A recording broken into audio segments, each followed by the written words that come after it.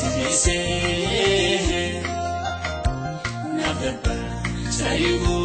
ya tupo chiduse nambega kasite wamame gatamu nekofa uyanga mesena titibalamu onduma tumbeku chalise tise nabeba sayu ya tupo chiduse nambega kasite wamame gatamu nekofa uyanga mesena titibalamu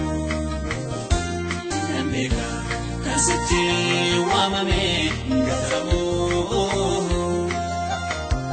nekofa uyanga mesena titibalamu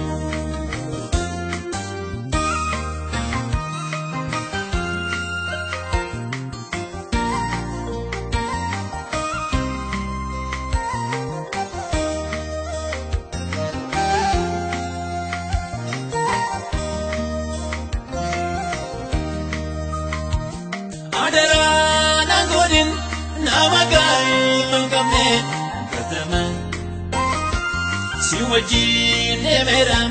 dajabir ole barama waliwati ganam echiti logata gido wada shekarama kakujol mapo garadu waliwati ganam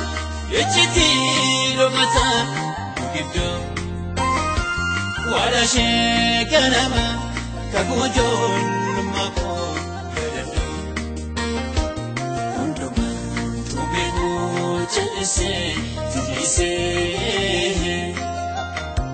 nabeba sayu ya tupo chiduse nambega kasite wamame gatamu nekofa uyanga mesena titibalamu nambega kasite wamame gatamu nekofa uyanga mesena titibalamu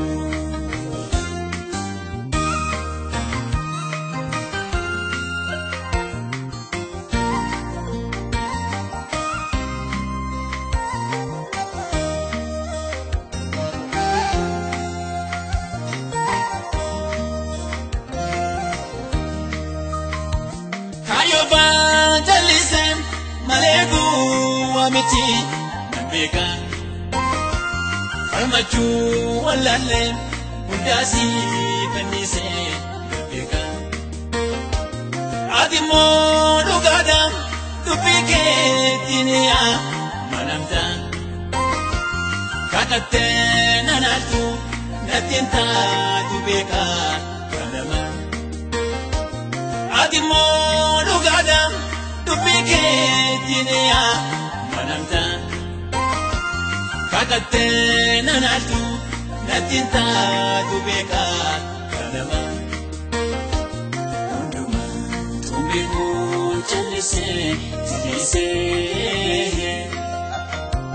Nabeba, Sayu, Yatopo, Chiduse, Nambega, kasite wamame gatamu nekofa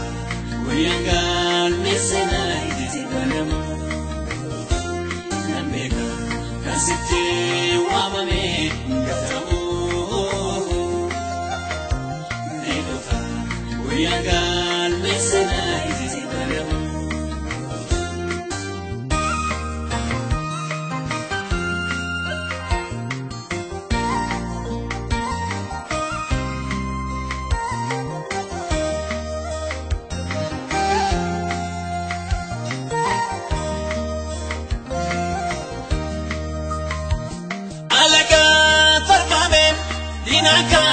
Balame, Rapsame, Hakue, Gufyaja, Namawa, Impame, Kadame, Dabarsee goota ceeboma sanuma bitufi Utuwa jirtu namni kee maaliif ta'uufi Dabarsee goota ceeboma sanuma bitufi Utuwa jirtu namni kee maaliif ta'uufi Jalise, jalise, naberba, sayo ya toko jilose, nambeka, kasite wamame garamu, nekofa, uyangan mesena garamu, nambeka, kasite wamame garamu. Inga